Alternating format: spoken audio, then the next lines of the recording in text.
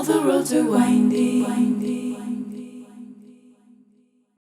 Welcome to the show, Veladya. I'm super stoked to talk, and I have no idea what all we're going to get into today, but I know it's going to be good. So welcome. Yeah. Hey, welcome. I'm really grateful to be here. Totally. So I'd love to hear, who are your ancestral lineages? Where do you come from? Mm-hmm.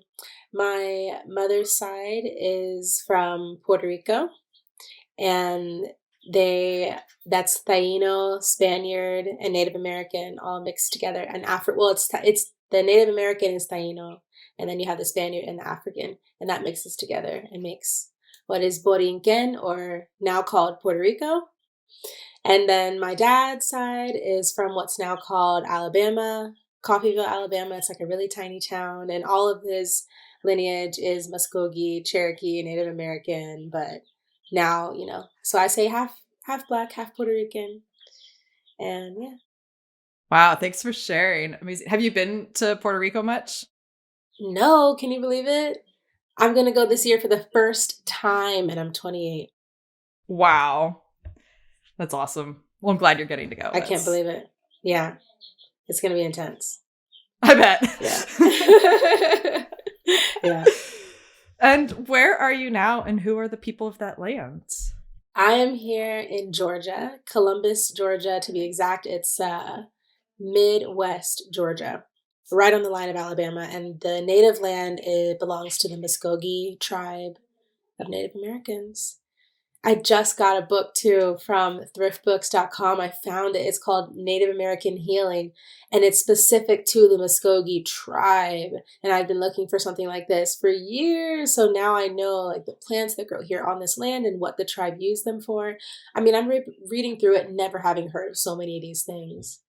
Haven't done herbalism for years. I'm like, yeah. So I'm excited about that, having mentioned it. Wow, that's awesome. Wow. That's really cool. That's cool that someone like was able to document that, and so it's not just like lost to history. Mm-hmm. Yes. Mm-hmm. Wow. All right. So folks might know you from YouTube or the gram, or they might just be meeting you for the first time. So, you're a very multifaceted person, bringing together herbalism, homesteading, being a mama, and now like working with plant spirit medicine and entheogenic experiences. So I don't know if there's like, how do you describe yourself to people when they're like, what do you do? What do you tell them? If they know human design, I say I'm a manifesting generator, and then they're like, okay, yeah. Like a list of 1,000 things, and it just keeps expanding, and I will never be satisfied. I mean, what do I say when people ask me? I lead with herbalist. I say I'm a mother, I'm an herbalist, and a plant woman, a medicine woman. I think it's been part of stepping into my next level goddess to take up space enough to give them the whole list. Like I don't really try to just give them one or two. I do the list. Womb wisdom educator, entheogen facilitator. It's nice because you never know who you're meeting. I might as well give them. These are all the things I spend my time doing, and I guarantee you, I touch every single one of these topics at some point every day. So you're gonna get the list. It's like 12 things, but yeah, that's what I say. I love that, and the manifesting generator thing checks out. The never ending this, but all the manifesting generators are like, yeah. They see you. That's great. That's great. Cool. So, have you always been like so connected to the earth and plants growing up and stuff, or is this something that awakened in you? It's something that awakened for sure. Yeah, I was quite disconnected years ago. Honestly, even just like 7 years ago, is right around where my life started to shift in honoring my body and honoring Mother Earth and all around it. And before that, oh gosh, all the pharmaceutical, like abusing pharmaceutical drugs, abusing recreational drugs, abusing just all sorts of foods and junk and toxic habits for sure.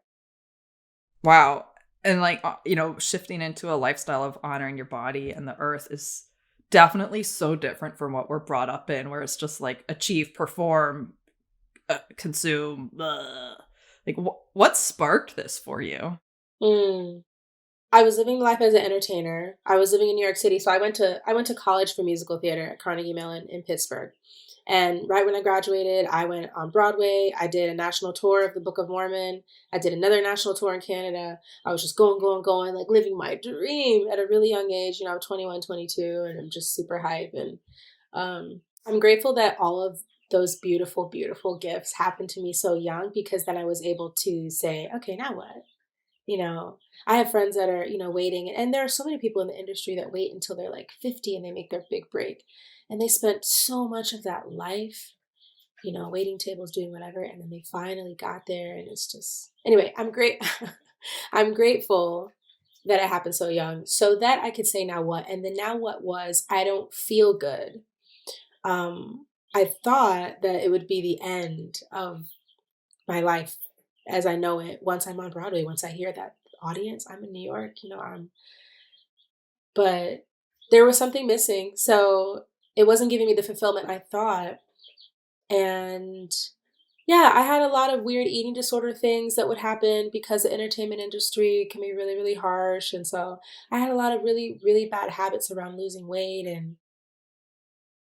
I wanted to be able to work out and just feel good in a better way, not in a destructive way. So I enrolled in holistic nutrition school while I was on tour, my last tour in Hawaii. And I graduated from that. I wanted to be, I went vegan just randomly and lasted for like a year. And I wanted to be able to explain to my Black and Puerto Rican family members that I wasn't losing my mind by eating vegan. Like, I need to be able to give you the science a little bit on what my decision is. And that cracked open the entire can, learning. And it wasn't even the school, because the school's pretty mainstream. It was the Instagram accounts you start to follow, the YouTube videos you start to watch when you start to research, you know. And then I'm watching documentaries, and that's it. It opened the can of worms of, oh, I can be living a much more elevated. Let's start doing that. Let's start living an elevated life. What do I have to do? And that story. It's that awakening story that everybody has of just questioning everything, feeling lonely, going on the journey.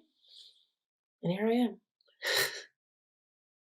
Amazing. Thanks for sharing. And that is definitely a like bittersweet gift to achieve that what you've wanted and worked so hard for, and then to be like, and to be so young and be like, wait, this didn't bring me what I thought it would. Like, that sucks, but it is such like, wow, what a door opener. Wow. So living an elevated life, would you feel like you're living that elevated life now? Yeah, totally.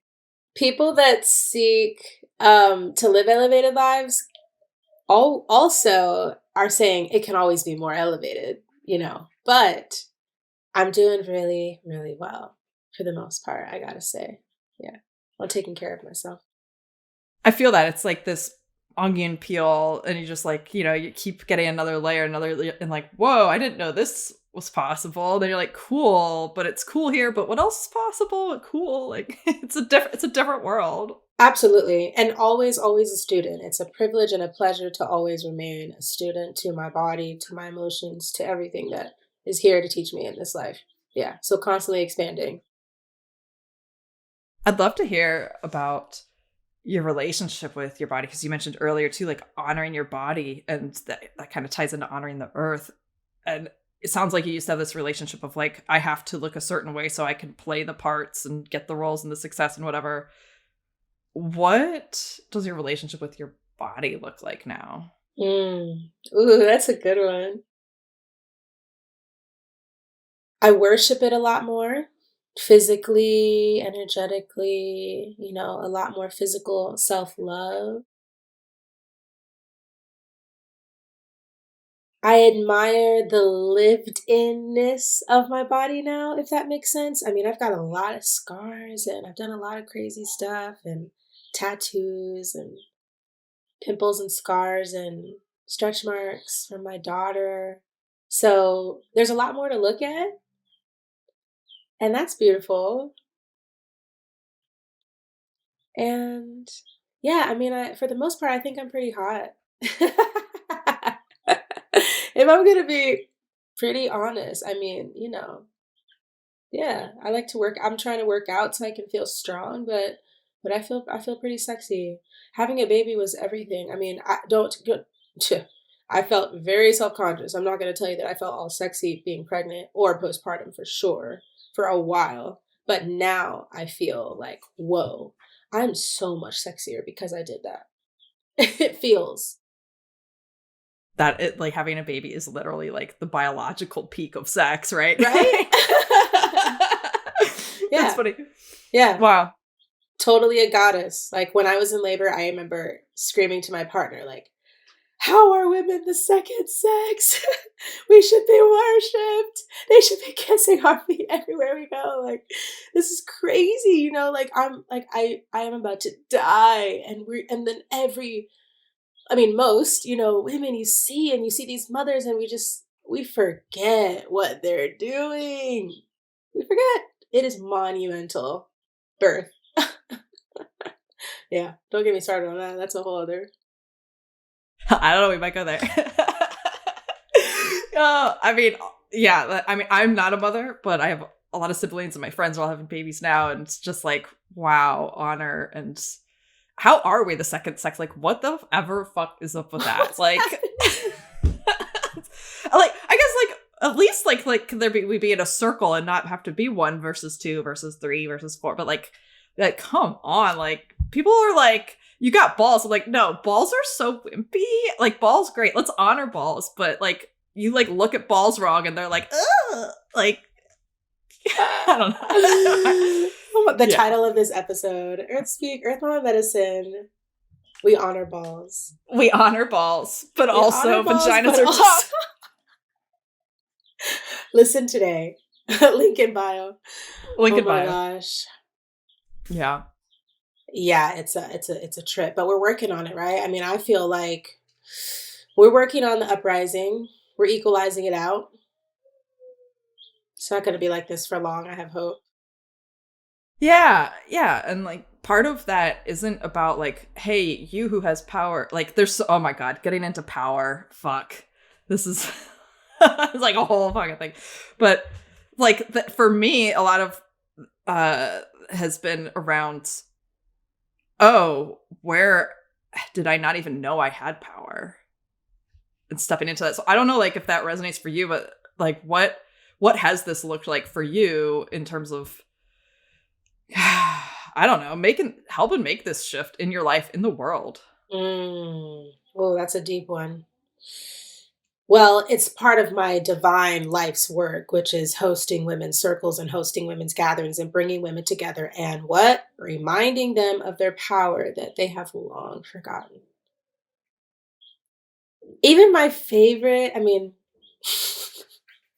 maybe this is something I shouldn't say, but I'll just say what my impulse gut was going to say. Some of my favorite women to spend time with, working with them, are the women that have lived long lives, the 60, 70-year-old women who come to my circles and shed, and they're like, holy shit, I forgot I'm a goddess all these decades. Oh, yeah. So yeah, that's part of my big life's work, is reminding us, but reminding everyone. I do that all through my my YouTube channel. I like to shed a lot of free content, like free meditations and breath work, and to help people discover what's free. Talking about laying in the sun, drinking proper water, all the stuff that you don't have to buy supplements or herbs or anything for. Like, this is here for you. Just remember the way. It's okay that you forgot, but it's here for you. Wellness is here for everyone. Living an elevated life is for everyone. Just remember. I love that. And that feels like so intrinsically Earth Mama medicine, of like Earth Mama is offering us this free medicine in our bodies, in the air, in the sun. And like, I see on YouTube too, you're showing people so much of something that they might not even have known was possible to begin with. I'd be like, wow, I didn't know I could do this. Yes. Yeah. Yeah. What have been some of the biggest reflections you've come away with from having grown a YouTube channel that does really open people's minds and help guide them into different possibilities. What do people reflect back to you, and what has that, been like? What's come out of that? I started saving, like screenshotting certain comments recently that really mean something to me and printing them out and putting them in my journal because I was going through imposter syndrome with my channel becoming large. The larger it gets, the more weird ass, negative, hateful shit I hear, And for some reason the hateful things get deeper than the nice ones. So, I really try to internalize what people say. And one thing that really helps that imposter syndrome and just helps me and makes me feel so good is people say that they admire my quote unquote realness, my authentic storytelling. And that means so much to me because I am very vulnerable with my YouTube channel and telling them everything. I mean, I filmed my birth. I talk about my breakups. I talk about everything that I'm going through. And so to put that out there and people to receive it is like, yeah, I see you. You're not putting on. And there's so much putting on.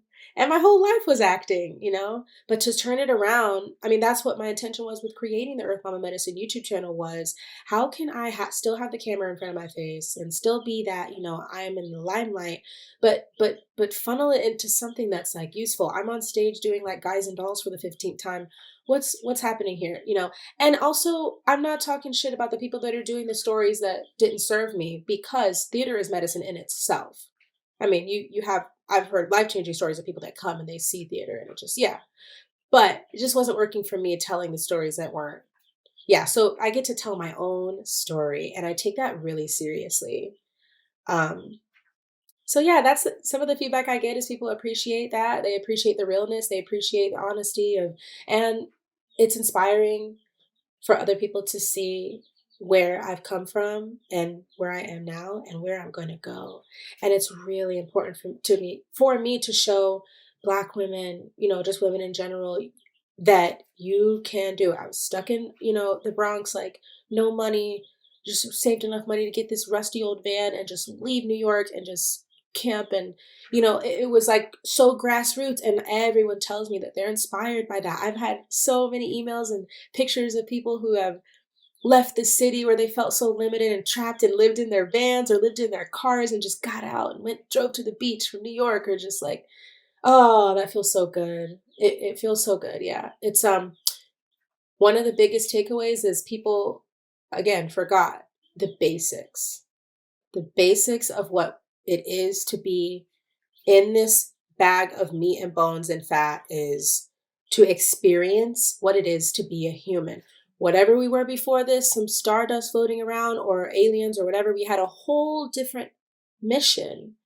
And it's like a pleasure to come here like, oh yeah, I get to be a human for a while. I'm going to get to like have sex and eat good food and just experience this body, the pleasure of this body.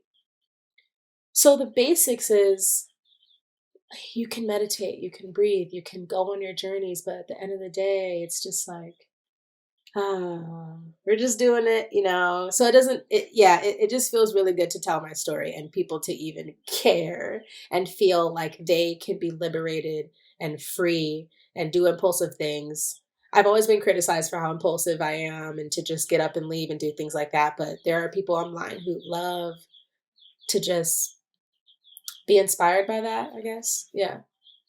Yeah. It's nice. Right. And impulsiveness isn't inherently bad. It's like, that's what works for some people. And undoing that messaging is huge, because like being that manifesting generator too. And so many people are like, oh, I have to like only focus on one thing. If that's not for you, that's not for you. Fuck that. Thank you. That's why the human design shit changed my world. I was like, oh my God, I am this. Yes. And everyone's telling me to slow down and do one thing. And no, yeah. No, your way. I think it's so powerful too. Like the whole time you're talking, I was hearing the word like just like liberation, and there is this freedom just by you being free in your own experience and sharing that with people. It's like you could almost not even have to say anything. It's like they just see this possibility of freedom, and it's so powerful for people to see a Black woman doing this in a world that is traditionally like wellness is so white. Yeah, it really is. It is. I imagine that's been really powerful for people of color to see that and be like, whoa, wait, this is something like, I don't know. Do you want to speak to that? Yeah, that's what made me so passionate to share, to okay. I was already diving deep into herbalism myself, but that's what made me more passionate to share and educate people on it, because herbalism is for everyone, everyone's ancestors. All of our great grandmothers and grandfathers knew how to go outside, pick a plant out of the ground, make some medicine for the kids. You know, someone scraped their knee or someone did this. They knew how to make food as medicine. They knew what to give. You know, they were giving cod liver oil and, you know, beef liver and all that stuff that everyone's jumping on the Weston A. Price nutrient dense foods now. But that is what they were doing. They knew. So it breaks my heart that and when I look at my analytics, it's like 89 and almost 90% Black women is what follows me. So I have a duty to serve in that way. And the questions I get, it's just, there's so much pain, there's so much pain happening with the sisters. There's so much pain in the womb, so much PCOS, endometriosis, fibroids, cysts. I mean, it's like everyone. It's like 60% of the female population, I think I read last time, has like PCOS or endo. It's just, yeah, the wombs are out of balance. There's all that generational stuff that just keeps getting sprinkled down. And oh yeah. So I think I got a little off the topic, but that's why I got into herbalism, is because yes, it feels like I'm doing my duty and speaking to my people and reminding them that this was ours too. Yeah, that's beautiful. And gosh, just the like trauma handed down and the possibility of healing, much less like processes for healing, that's huge. Can you speak to your own womb healing experience? I mean, having a kid, I bet that's been a whole journey in itself, but I don't know if it started before then. Yeah, it started before then. It did. It started before then when I left an abusive ex in New York City. And yeah, that was the opening for, I left him. And right as soon as I had left him, I'm sleeping on friends' couches. We were living together in his apartment. So I'm trying to figure out what I'm going to do. And I get an invitation to this 3-day long all women slumber party in Brooklyn at one of my friend's house, who was a grad student when I was undergrad. She was a director, and she invited me. And this old Black woman came and gave us all yoni steams. It was the first time I'd ever heard of it, ever seen it or anything, And I'm just now in the beginning of my awakening, so I didn't know anything about that stuff. And so she just walks in like this goddess. She's super tall and thin with this like V-neck kaftan and this shaved head and just, striking, beautiful Black queen. And I'm like, oh, she walks in and we're all on acid, just like having fun. And so you can imagine we're all like, the goddess has arrived. From Princess Diaries, what did she say? Your Majesty is here. Yeah. So anyway, she brings yoni steam, and we're all sitting in a circle, like holding each other's hands and squatting over these pots. And whoa, the shift I felt energetically just in my heart, in my womb, and everything, to be in that circle with women on our entheogen, in a way, and also steaming, and just like, whoa, the release I felt is what turned me completely out into all of that womb elevation magic. And so then I started steaming all the time. Then I started using a yoni egg and yoni wands, and just being all into how can I switch my entire way that I have been treating my womb and my vagina and all that beautiful area, the whole root chakra. How have I been caring for it, and how can I flip that upside down? Yeah. So it was like that. And then I'm so grateful that happened before I carried life, because it's always just been expanding from that very moment. Amazing. I love that your first experience was you were tripping on acid. But like, It's here so we perfect. are. I'm like, I want to talk about your entheogen facilitation train. I don't know, what is your official title for this? Because I feel like I keep butchering it. I'm like, what are you calling it? And what are you doing with that? Yeah, so I just graduated 2 weeks ago. Was it 2 weeks ago? Maybe like 4 weeks ago. I was in Mexico last week of February in Tulum, out all in like the deep jungle of Tulum. And during my graduation ceremony, after 3.5 months of entheogen facilitator training, led by two wonderful teachers and psychonauts. Shout out to them, Ankara Akeru and Michaela. They are two wonderful people. And yeah, they run this school called Cosmic Gatekeeper School. And yeah, that the website's cosmicgatekeepers.com if you want to check them out.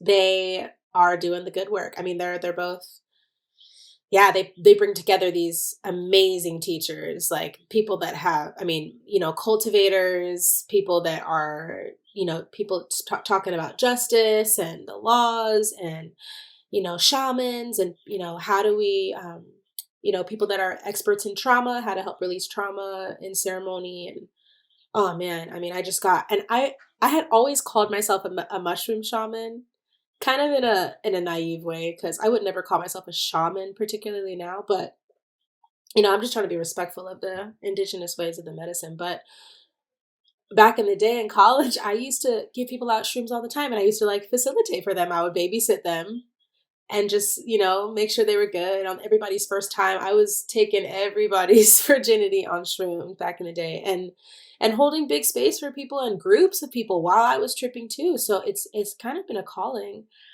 Um, and it feels really good now to have an official tool belt. I mean, I don't like the idea of certifications and weird things around being a curandera, a medicine woman. Like, that stuff is also indigenous, and it can get really murky if we start to need licensure. And, like, it's what's happening with midwifery. People need licensure, and now you're adhering to hospital protocol. That's completely not what midwifery was supposed to be. It was supposed to be underground. It was supposed to be for the women, Don't get me started on that.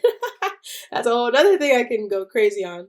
But so I did get a lot of knowledge. I did get a big tool belt of knowledge. So now I feel really good about doing it professionally, and, charging an energy exchange and having that person come, even if I don't know them, because usually it was people I knew, and working with them and doing a full intake, and assessing them, having several sessions of meeting up before we actually go with the medicine, and then having them come and do a full ceremony in the traditional way. Because back then it was just like me sitting around talking shit with you and like making sure you don't tweak out, But this time it's like I'm playing the drum, I'm singing the songs, we're sitting in silence, or we're singing, or it's a water blessing, rosemary, different things like that that just kind of keep you grounded. But it's focused on the medicine. It's not sitting around watching a trippy cartoon or something. So that's what I'm doing.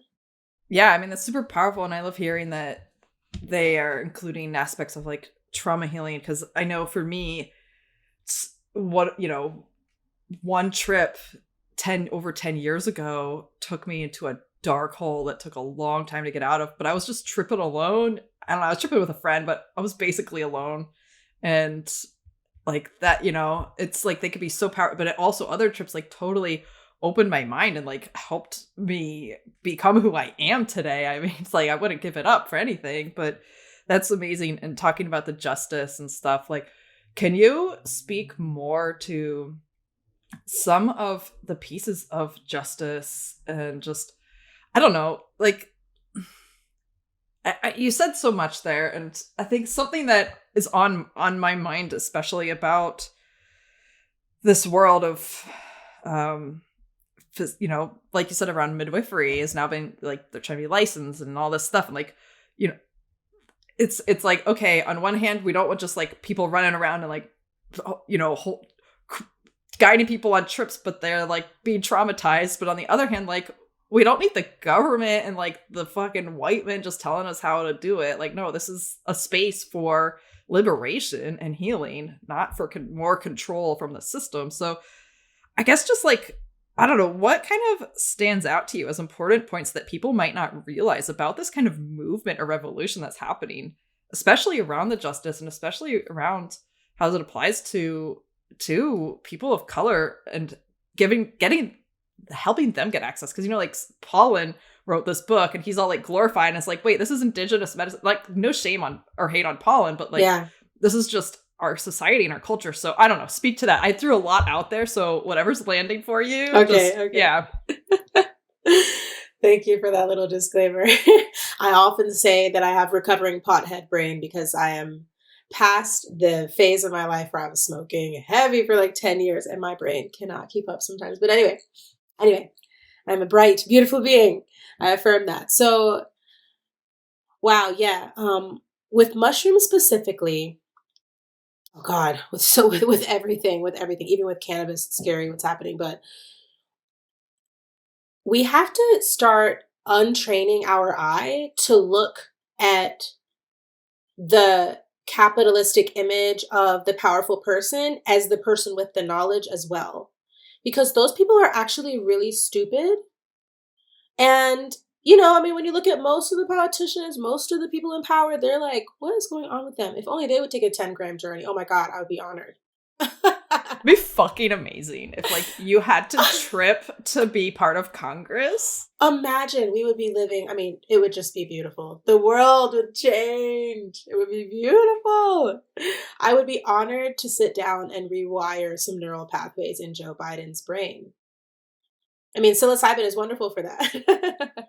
That'd be just amazing. Like, poor wow. baby. So yeah, we need to again, remember, we get caught up in who has the most followers, who has the most image, who's got the most money, who's got the most power. They're the ones who know the most. But sometimes that little old lady who just got an Instagram with 10 followers is a fucking whiz, and she knows the way. And it's hard to find. It's hard to find sometimes. I know it's really hard to find people that are doing honest work in the medicine world, especially the psychedelic space, which is why this course was really important for me to take. And it's important for me to now become a leader in the psychedelic space and teach people as much as I can because so many people, unfortunately, are, like you said, having their first and only experience with psychedelics in a really traumatic way, where they like went to a party with their dumb, friend, or like it was, it wasn't honoring it at all, and they'll never do it again because they were traumatized. And so it's important to be trained. They've got a ton of people that they train and certify. It's like the biggest certification program to get into as a psychonaut and someone who wants to do it. And they're coming down hard now. Like, people are coming down hard on them because there's been videos that have been released of people doing MDMA trials with their facilitators and some weird abuse happening. And oh my gosh, it's just ridiculous. So just when that news started floating around in the psychonaut like Instagram, world, everyone's just like, see, this is the biggest school that you can go to and spend all this money to be trained in facilitation. Look at the shamans, look at the people, look at the medicine. Go to Peru, go to Brazil, go to Costa Rica, go to the jungle. Go to the jungle if you can, get in or just find the people who are doing the honest work. It's so hard for me to say that too, because think about Maria Sabina, who was the queen of mushrooms in Oaxaca, Mexico, back in the day, and was very protective over the ceremonies that she did for those people. Would grow the shrooms, pick them, give them to her people, and heal the village. And then you had white man who wants to come and be a part of a ceremony, and she said that's fine, but you can't take any pictures and like put these anywhere, like this is sacred to us. And what do you know, pictures, huge publication all over America, and then we've got a ton of people flocking to go see her, and the whole thing was just blown up and ruined, because you got all these Americans and tourists and people coming to see Maria Sabina. And so it's like, how can we find a happy place of respecting the medicine, respecting the people who know what they're doing, but also being properly trained, also respecting in a different way? It's why you have to just sit with the medicine, because then you'll have a pure enough heart to operate in the space in an authentic way, honestly. You know, that's why I wish everyone would do it. Everyone, literally everyone, every adult. It should be like a rite of passage. I mean, that's something we're definitely missing in our culture, whether it's psychedelic assisted or not, some sort of rite of passage into, we're so focused on that achieve the American dream or whatever the fuck it is. And not like, who are you and how do you be a human, like, and come into the world. So in this, what might you say to someone, and I know we haven't like gotten into like why, what really is the deeper power of psychedelic medicine, which we'll get into, but I think that the thread we're on right now is really important. And what would you recommend someone do to discern? How would they discern whether someone is really safe to trip with or not, like whether it is just a friend who's going to hold space for you, or it is someone who's like certified and trained and like holding a facilitator space at a retreat, or like, I think that in the spiritual world, I've seen a lot of people expect like to be saved by someone. And instead, so they open themselves up, give away their power, and then their deepest wounds are like twisted the knife in them, and it just re-traumatizes them. And so I don't know, like, I think just getting perspectives on this and how might people navigate this. And I'm hearing now in my own question, like this applies not only to psychedelic medicine, but to like any practitioner, but from your eyes specifically around psychedelic assisted, healing. Yeah, that's a wonderful question. For me, when I'm picking people that I want to sit with, it's all about intuition. That's the reason why if I'm facilitating, we're having a few meetings, preferably in person, so we can feel each other's vibration. We can feel each other's energy, because we're going to open up some energetic portals together. When, every time I facilitate for someone, I'm also taking the medicine, a very small dose, but I'm, so that we can be on the same energetic plane. And I have to trust you, even as a facilitator, but you definitely have to trust me as someone who is going on a journey with, under my lead. So there's no piece of paper or amount of times the person has sat with the medicine or that's going to convince me that I'm safe with them outside of my own intuition. That's just what the medicine is. It's all through what is the feeling? What is the feeling you get? How, even when I ask how many grams do you want to take? Some people, well, should I take 2? Because what is 2 going to make me feel? What is 3 going to make me feel? What is 4? What is the medicine telling you should take? Just get in tune with your gut. How are you feeling? If 5 sounds fucking scary, we don't have to do 5. It's all, there's no blueprint. There's no playbook. In my opinion, I mean, obviously it would be nice to know. And that was like the energetic version of my answer. And the logistical version would be, I wouldn't want to just pick some random person I'd never heard of. It's all about word of mouth. Do you know people that have sat with them? Do you know, and then if you meet someone that says they're a medicine person and they facilitate, can you give me some contact of some people that have sat with you before? If they don't have like a website with reviews, if they don't have that for you already presented, get in contact with the people. Yeah. It's like what would you do if you were going to have surgery on your body? You make sure it's not a quack doctor. You ask, I mean, I know when I've had surgery, I ask other people, I look around at other doctors that are maybe better on that surgery, like it's kind of like that in a way. Maybe it's the ultimate trust. As you travel those deep realms. Yeah, it totally makes sense. And I love what she said about like no paper or certification is going to replace that feeling of like I am able to trust you, let the medicine work. Because if you're not in that space, nothing's it's not going to be good. Yeah. And I can tell when I meet people that sometimes that they can't even journey with me at all because it just doesn't mesh. Yeah. Yeah, that's important to be able to discern as the practitioner too. Mm-hmm, I don't think that it's aligned to work together. Yeah. Mm-hmm. Yeah, which is also a service. You're not failing anyone, you're serving them. Exactly. Yeah, exactly. So what does psychedelic medicine offer? I mean, I've done psychedelics. I've actually honestly never done psychedelics in a like space, a held space. I did them much younger, and you know, not parties per se, but like just whatever. Yeah. I mean, like going and camping in nature, or like just doing stuff like that. Like nothing like, but I don't know. So I'm curious to hear kind of how things have evolved, and like what drew you to do this medicine. Why do you think someone might benefit from this, or not why, because it's like all the science of it, but like how might someone benefit?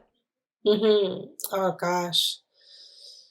Oh well, there is physical medicine in almost every single entheogen there is out there, as far as what it physically is doing in your body. You know, like combo medicine, the frog medicine is, oh, that's a big journey, but also it's giving you all of these. It's like a cellular reset. It's taking out heavy metals and toxins and purging you of like, I mean, people look like 10 years younger after they do it. It just flushes your whole body out. So, you know, and psilocybin, it actually rewires neural pathways. It's been shown to help people with PTSD and Alzheimer's, you know, all different types of degenerative diseases, to sort of help them. You know, it helps with your creativity, and oh god, I mean, if I could go down the list of the entheogens that have specific properties in the body, but energetically all around, it opens new doors. It opens new doors that have been there, but you couldn't see them. And sometimes these doors reveal pain, but the pain needs to be there. It needs to be witnessed. It needs to be welcomed, accepted, for you to move on, or it's always going to be there. Everything that the door, you know, all of the doors that are opened on a psychedelic journey that's held in a proper way is there for you, you know? So what can they offer? Oh my gosh, they're life-changing. They're life-changing. They offer another way of liberating yourself. Oh God, it's mental liberation too. It just separates the earthly way of being just a tiny bit outside of your being. You know, it's like right now, the way that I live in life as I'm sober on earth is pretty internalized. When I'm on an entheogen, it's externalized and it's like outside of me. So now I'm centered into this a little bit closer to what it's like to just be my soul. So you're a little bit more tuned in, depending on how many grams you take. A little bit, you know, you get closer and closer and closer and closer to me, depending on how many grams you take, to the actual soul essence.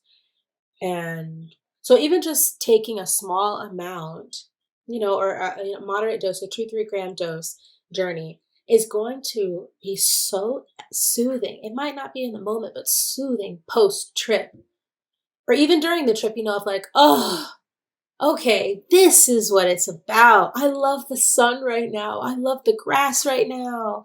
Look at the colors. Like, remember what I said? Human life is for pleasure. I don't know if other beings or other entities experience pleasure the way that humans do, because we have these bodies and we have this planet, and it's just like, there's so much beautiful pleasure to be had. And mushrooms help us have that. Yeah, because they shed away all the boxes and constructs we've created. And microdosing is beautiful too, because it's such a small dose. So you have a very small amount of that. So it's great for, you know, like mothers who are just so overworked and so overtired, you know, okay, whew, push it out a little bit. All right, here I am, you know. Yeah, it's Freaking love that. Like it's a little, you get to experience a little bit more of what it's like to just be your soul. Like that's, yeah. I think that sums it up. Like right there, you're like, okay, Yes. cool. Yes. Yeah. And that definitely reflects my experience, especially with microdosing, because I always explained it as, it feels like there's just more space where I'm attached to the things that are holding me back. It's just like there's just enough space that it's not like pressing in on me, and I can now see them and work with them instead of just being pushed around by them. Exactly. In that space, like that micro space. Yes, exactly.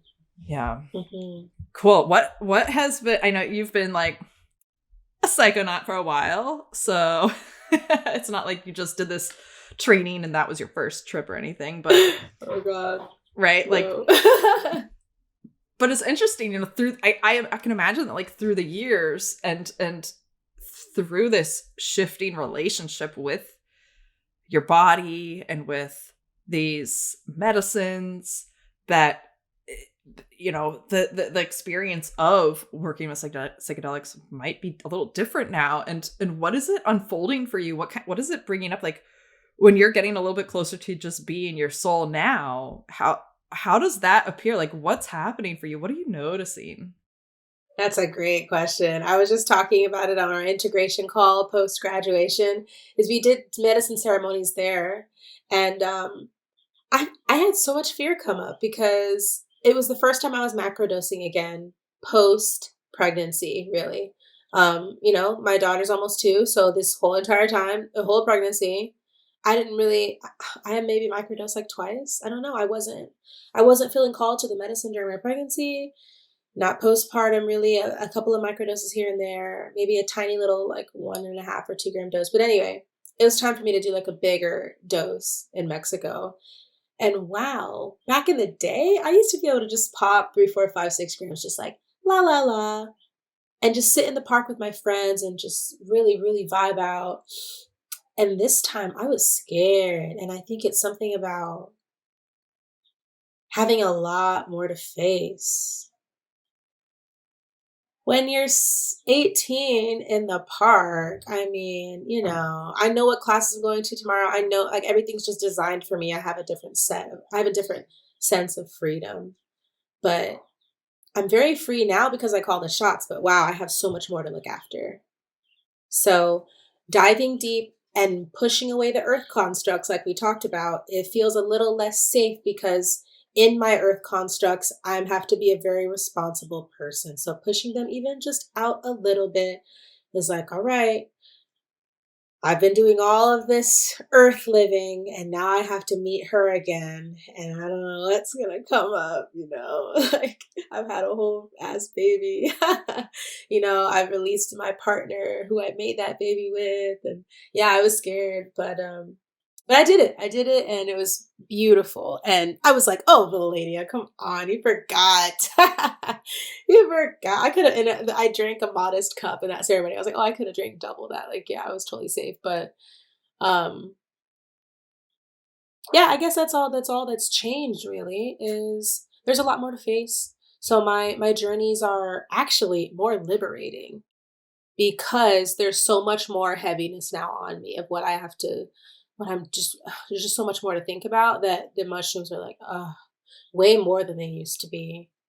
And I get to just be really simple minded and lay in the grass and not worry about all of the, where's my daughter? What is she doing? You know, just all the things. Yeah, it's wonderful. It's a deep type of meditation now. Sounds amazing. Yeah. I can really resonate with that fear too, because for me, like I haven't, you know, I'm in my late 30s now and I haven't tripped since I was in my 20s and a macro dose. I've only microed and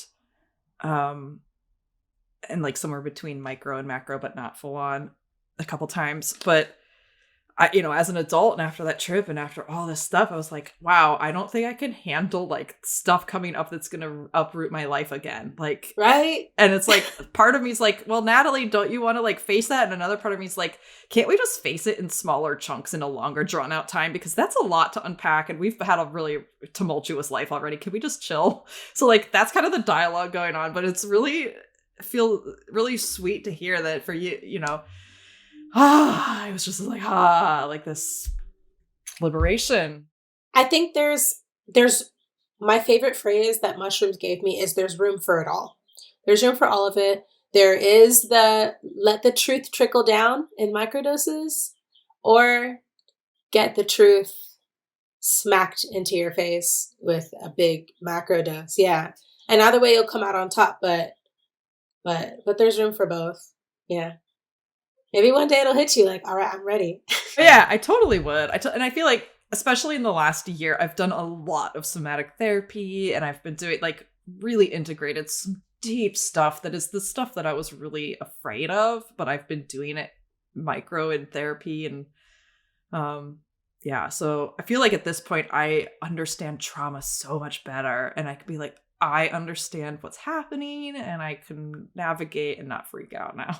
So Yeah. yeah. Can you speak to like how were you trained in recognizing and holding space for if someone is facing something that's coming up from a wounded place during a journey? Okay, so during a journey, someone is coming. I mean, I guess it depends on how they're reacting, but I try to give people their space unless they ask me to get into their bubble, which is why that maps thing was crazy. You should look up a video if you want to look into it. I mean, the guy's like spooning her and like holding her, and you can tell she's feeling uncomfortable by his touch. And, sometimes you don't have to touch someone to make them know that they're safe. Anyway, I just saw that a few days ago, so it's like really fresh in my mind. If they're feeling scared, we get a little somatic. We might do a little bit of tapping, or I might ask the person to identify how that feels in their body so they can ground back into their body, which usually works because if someone's feeling scared, they're really in their mind. They're deep in the noodles of the brain and they're feeling trapped. And so let's get back into our body. What does it feel like? Does it feel like sparklers in your brain? Does it feel like butterflies in your heart? Does it feel like churning in your digestive system? And then they're going to say, it feels like this, what's the temperature like? Is it hot? Is it cold? What is the texture like? Is it slimy? Is it pokey? Let's identify what's happening in the body. It sounds silly, but everyone gets into that a little bit of childlikeness when they're on an entheogen. So it's almost something that I do with my daughter. It's like whenever she's having a really big upset, get down onto her level, lower my voice, deep eye contact, and let's help her get back into her body. Let's, ask her what's going on here. How can I be of service to you? What's really happening when you're screaming about the cheese stick that fell on the floor? Like you're frustrated. You're frustrated about it. How can we fix this instead of just tantruming? Anyway. So that I find that really works. That's something I learned in my training. Ankara taught a class called Demons into Diamonds. And whoa, it changed everything for me because mushrooms have a way of, and most of my training is in mushrooms, so that's usually what I'm talking about. It opens a spiritual portal, and there are entities that can come through when you are on a deep mushroom journey. It's just a fact. It's not something to be scared of at all. You're protected, and you can affirm that you're protected. You can do things to protect yourself, but it's just there. They can be there because they notice that you are what? You've released some of the earth. You're into your soul. There's something open there. They see that. They come, So like sometimes if someone's feeling like there is an entity that they're interacting with, we identify it, we name it, and we speak to it so that they can come out of that and not feel trapped. So that's a big one. And there's a whole process to that, and it's pretty beautiful. But yeah, just helping people get back into their bodies and ask them the right questions. You get a little like a psychologist. How's that making me feel right now? And, reminding them that they're safe, little sweet, simple affirmations of, hey, you're here. We're in the tent right now, and the wind's blowing outside. We could totally sit on the earth if you'd like. Just reminding them that they ate some mushrooms and you're totally safe. Like, you're with me and we're good. Little things like that. It totally depends on the person and what's coming out of them.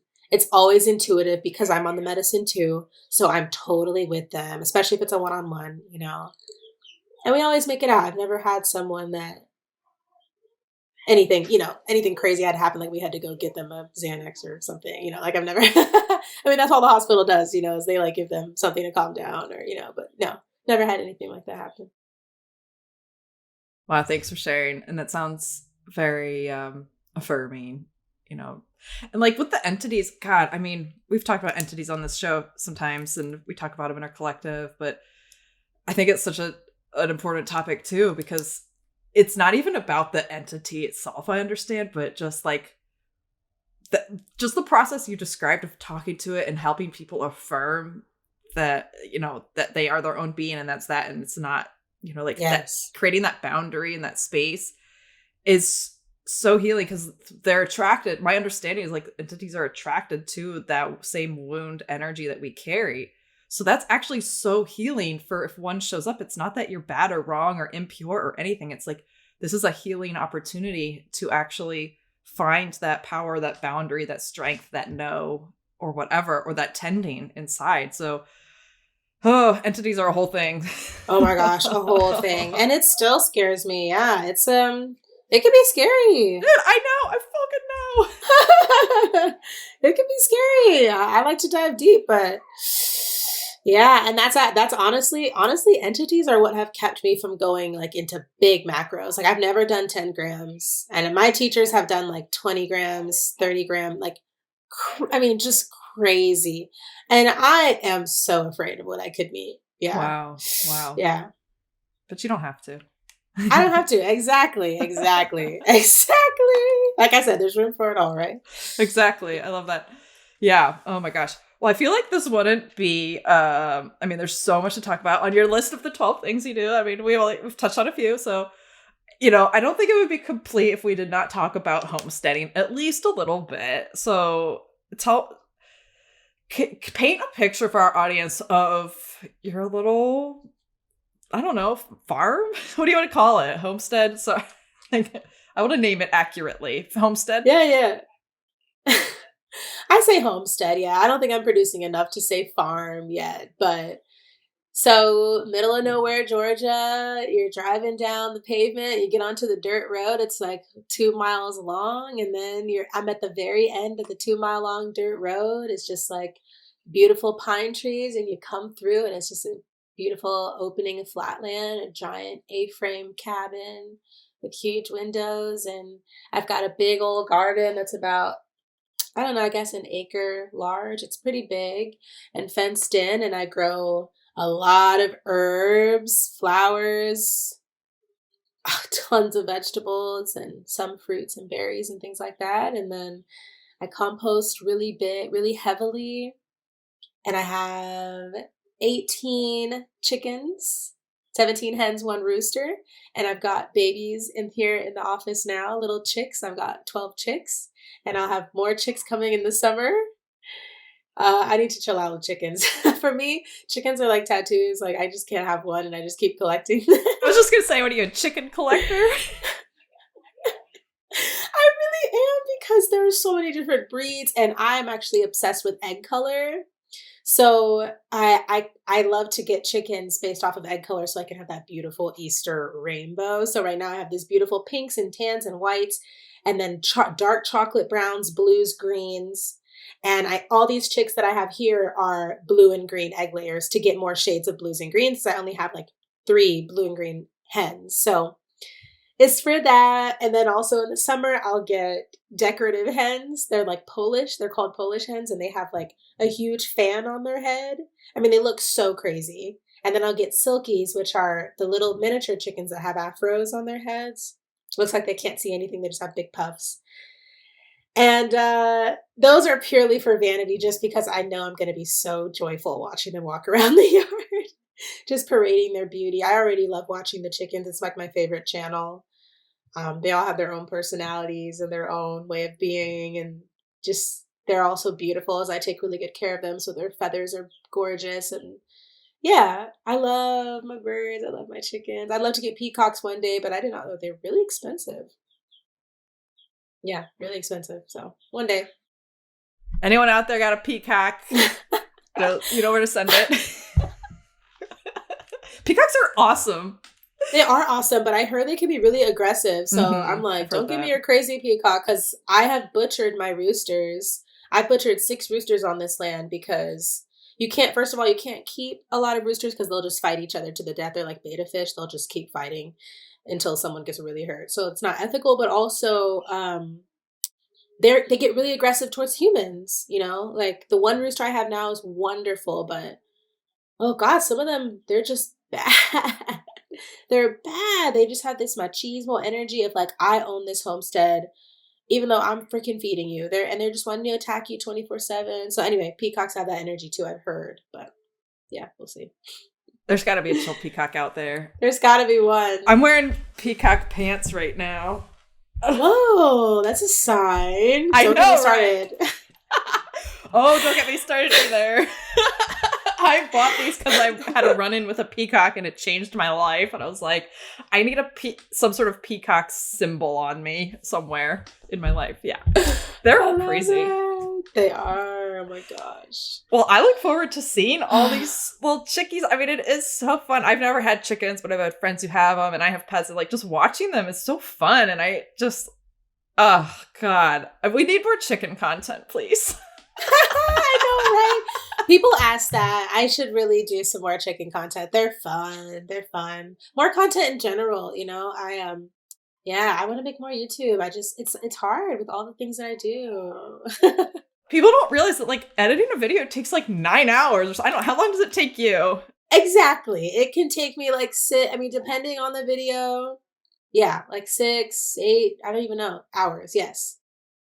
Like you gotta like find the music, you gotta make the cuts, you gotta film the stuff, you gotta edit, like, and then you're like the thumbnail and the description and da da da da da. Like the thumbnail is literally the thing holding me back from publishing my first personal YouTube. And I'm like, fucking 2 months into this, I've already edited it. And I'm like, when am I gonna make this fucking thumbnail? But the thumbnail means so much. The thumbnail means so much. So yeah. Yep, that's click or miss right there. I mean, I know they mean a lot for me when I see a thumbnail. Same. Yeah, the YouTube game is weird. The title is huge too. You know, it's like how do they click? Yeah, I know. I play that game. I love that game though. I find it's like just play the algorithm like a fucking game, but then give people what they really need. So yes, that's kind of exactly. Yeah. Cool. Well, this has been so fun.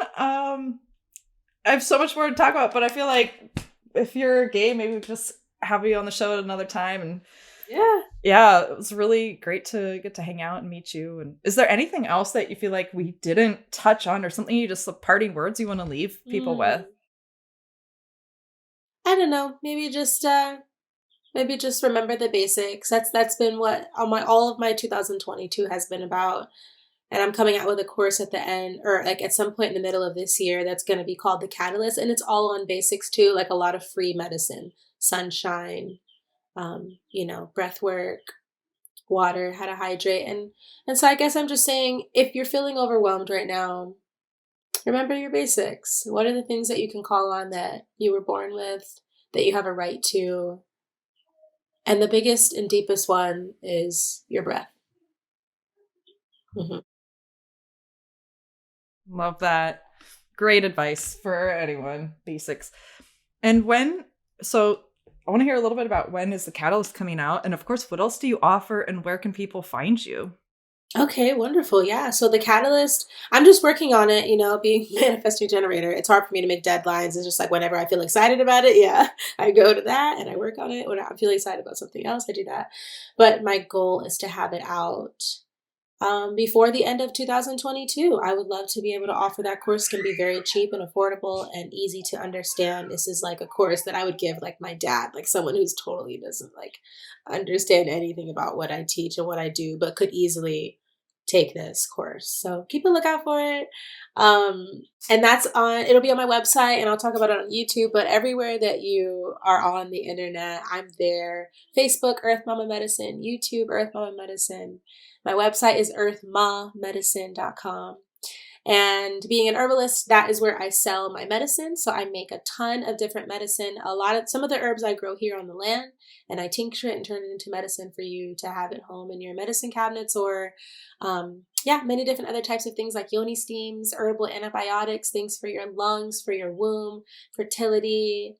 I mean, just anxiety, lots of anxiety medication, or medicine, I should say. And what else do I do? YouTube is a lot of free content there, teaching, and a lot more in-person gatherings happening. So, but all that can be found on Earth Mom Medicine. I host women's circles every month here in Columbus, Georgia. Medicine as well, but you have to contact me personally about that. I got to be careful. And yeah, that's what I'm doing these days. Super rad. And of course, everybody, the links are in the show notes. And as always, oh, that's awesome. And we'll keep an eye out for the Catalyst, and y'all get on her email list. Definitely a good place to stay in touch. So Yes. all the places. And yeah, thank you so much for taking some time to hang out with us today and share some of your medicine with us. Thank you. I loved it. All the roads are windy. Listen to over 200 free Earthspeak podcast episodes on your favorite podcast app, and visit earthspeak.love to learn about our collective community and workshops.